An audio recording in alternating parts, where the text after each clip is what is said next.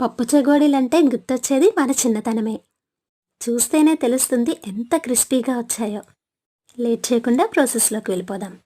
ఒక కప్పు బియ్యం పిండికి హాఫ్ కప్పు వరకు మైదా, చిటికెడు ఉప్పు వేసుకొని బాగా కలుపుకొని, ఒక 2 అవర్స్ ముందే శనగపప్పుని నానబెట్టుకొని తడి ఏమీ లేకుండా తుడుచుకోవాలి.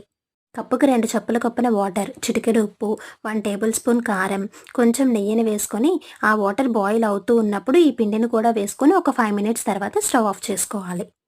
నేనైతే ఎలాంటి ఫుడ్ కలరు యాడ్ చేయలేదు. కొంచెం కుంకుమ పువ్వు వాటర్ యాడ్ చేసుకున్నాను.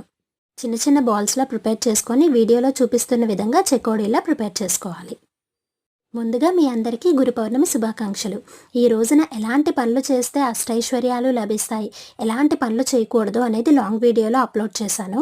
వీడియో కింద ట్యాగ్ చేస్తాను. డెఫినెట్‌గా ఓపెన్ చేసి చూడండి. అన్నీ ఇలా ప్రిపేర్ చేసుకొని ఆయిల్‌లో ఫ్రై చేసుకోవడమే. చిన్నప్పుడు ఎంతో ఇష్టంగా తినేవాళ్ళం కదా! వీలైతే మళ్ళీ ఒకసారి ట్రై చేయండి. సబ్స్క్రైబ్ చేసుకోవడం మర్చిపోకండి.